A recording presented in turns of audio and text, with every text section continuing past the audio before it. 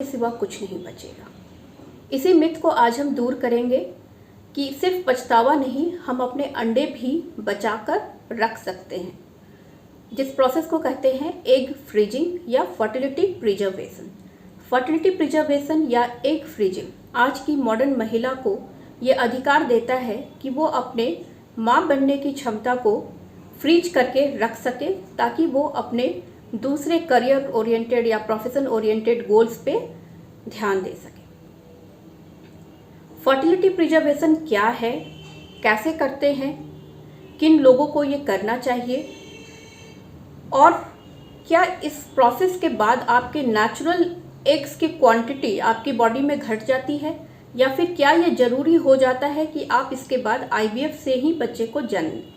एक एक करके इससे जुड़ी हर बात को आज हम क्लियरली समझेंगे। फर्टिलिटी प्रिजर्वेशन सिंपली वो प्रोसेस है जो आपके माता पिता बनने की क्षमता को बचा कर रख सकता है in the form of freezing of your eggs, ovarian tissue या स्पर्म्स। इसमें हम आपके अंडे, ओवरी का कुछ टुकड़ा, आपका शुक्राणु, या फिर अगर आपका पार्टनर फिक्स है तो आप दोनों के बीच से बने हुए एम्ब्रियो या भ्रूण को भी फ्रीज करके रख सकते हैं। आप इसको इस तरह से समझिए कि आपने अपने 20s में अपनी एक वीडियो बनाई है जिसमें आप बहुत ही एनर्जेटिक और चार्मिंग दिख रहे हैं। अगर आप उसको 45 की एज में जाके दोबारा देखेंगे तो स्टिल आप उस वीडियो में उतने ही एनर्जेटिक और चार्मिंग दिख रहे होंगे। एग्जैक्टली इसी तरह से जब आप यंगर एज ग्रुप में होते हैं, like in your early 30s और लेट 20s, तो हम आपके ओवेरियन टिश्यू से आपके अंडे या फिर आपके स्पर्म्स को फ्रीज करके लिक्विड नाइट्रोजन में प्रिजर्व कर लेते हैं।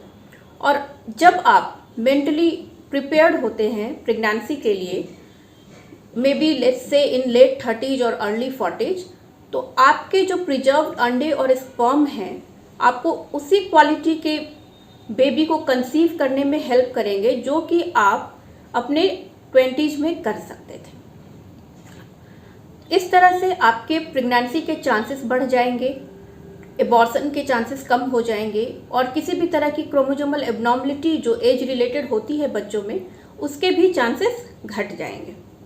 इनिशियली फर्टिलिटी प्रिजर्वेशन उन मरीजों की मदद के लिए बनाया गया था जिनको कुछ ऐसी बीमारियां हो जिससे उनके अंडे या शुक्राणु के नाश होने के चांसेस हो, जैसे कि पेशेंट को किसी तरह का कैंसर हो जिसके कारण वो कीमोथेरेपी या रेडियोथेरेपी ले रहा हो, अंडाशय या फिर टेस्टिकल्स में कोई इन्फेक्शन हो, कोई सिस्ट हो, ऐसी बीमारी हो कि उनको निकाल देने की ज़रूरत हो। तो इन सारे प्रोसीजर्स को करने के पहले उनके सीमेन या उनके एग्स को प्रिजर्व करके रख लिया जाता था। आजकल एक सेकंड इंडिकेशन है जिसको हम सोशल इंडिकेशन कहते हैं, वो भी काफ़ी प्रोमिनेंट है। आज महिलाएं देर से शादी कर रही हैं, ट्रैवलिंग कर रही हैं, अपने प्रोफेशन पे ध्यान दे रही हैं। Couples in their 30s ready नहीं होते प्रेगनेंसी के लिए, या फिर ऐसा सोचते हैं कि प्रेगनेंसी अभी उनके ग्रोथ में बाधा बन जाएगी। इन सिनेरियोज में उनके एग, स्पर्म्स या फिर पार्टनर फिक्स है तो एम्ब्रियो को फ्रीज करके रख लेना मदद होती है आगे चल के माता पिता बनने में। एग फ्रीजिंग या स्पर्म फ्रीजिंग हम करते कैसे हैं? Sperm freezing is very simple. जिस तरह से आप अपने शुक्राणु टेस्ट के लिए लैब में देते हैं, उसी तरह से आपको अपना सैंपल जाके देना है। कुछ स्क्रीनिंग के बाद उसको स्टोर करके रख लिया जाएगा। According to the count, maybe 2 या 3 सैंपल्स, जितने भी आपके डॉक्टर आपको डायरेक्ट करें, आप फ्रीज करेंगे। फॉर फीमेल्स, महिलाओं के लिए ये almost initial stages of IVF के प्रोसीड्योर जैसा है। आपकी general body screening, hormonal screening करने के बाद अंडे बनने के कुछ इंजेक्शन्स लगाएंगे।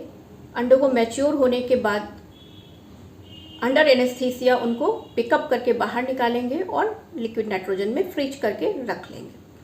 औसतन अगर आपको एक बच्चे की आशा है तो आपको 10 से 12 मैच्योर एग्स फ्रीज करके रखने चाहिए। किस उम्र में आपको ये करना चाहिए? इन 20s कोई भी ऐसी बातों के बारे में नहीं सोचता, but it is still good कि आप इसको लेट 20s या अर्ली 30s में एटलीस्ट करके रख लें, क्योंकि इसके बाद करेंगे तो एक फ्रीजिंग का भी कोई खास आपको एडवांटेज नहीं होगा। आपकी एक क्वालिटी ऑलरेडी डिटेरियोरेट करना शुरू कर चुकी होगी। एग फ्रीजिंग के प्रोसीजर से लोग कई बार ये सोचते हैं कि कहीं ऐसा करने से ये तो नहीं होगा कि मेरे अंडे सारे निकाल के बाहर ही रख लिए जाएंगे और हमारे पास अपने नेचुरल स्टोर बचेंगे ही नहीं। इस बात को समझने के लिए एक मेकिंग की बायोलॉजी को समझिए। अंडेदानियों में एक अंडों का गुल्लक है जिसमें से कुछ अंडे या कुछ फॉलिकल्स हर महीने खर्च के लिए नेचर निकालती है। जो फॉलिकल्स खर्च के लिए निकलते हैं उनमें से एक मैच्योर होता है नेचुरली और प्रेगनेंसी के लिए एक मैच्योर एग रिलीज करता है। पर जब हम एक फ्रीजिंग के लिए सोचते हैं या आईवीएफ के लिए सोचते हैं तो ये जो पूरा लॉट निकला था उस महीने के खर्चे के लिए, इन सब को एक साथ मैच्योर करते हैं और पिकअप करके बाहर निकालते हैं। तो इससे आपका जो नेचुरल स्टोर है उस पर कोई फर्क नहीं पड़ता।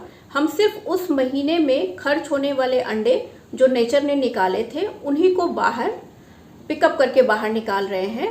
तो आप इस बात की चिंता मत कीजिए कि अगर मैं एक फ्रीजिंग के लिए जाऊंगी तो मेरी नेचुरल जो स्टोरेज है वो कम हो जाएगी और मैं अपने आप माँ नहीं बन पाऊंगी।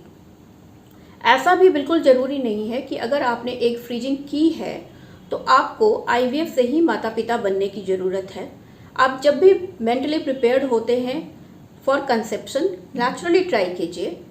3 से 4 महीने के बाद या 6 महीने के बाद जब आपको लगता है कि आपको परेशानी हो रही है तो आप अपने इन फ्रोजन एग्स या स्पर्म को यूज कर सकते हैं। एग फ्रीजिंग आपको एक मेंटल स्ट्रेस से मुक्त कर देता है, एक लिबर्टी देता है, इस बात की सेटिस्फैक्शन देता है कि अगर लेटर एज में आपको प्रेगनेंसी प्राप्त करने में दिक्कत हुई भी तो you have already taken the step of freezing your eggs and sperm. आप वहाँ से एग्स एंड स्पर्म यूज कर लेंगे जो कि बिल्कुल यंग एज में आपने सेव करके रखे हैं और उनकी क्वालिटी इतनी अच्छी है कि आज की डेट में भी आपको प्रेगनेंसी दे पाएगी। I hope I have made this process clear to you. If any questions are left behind, kindly come.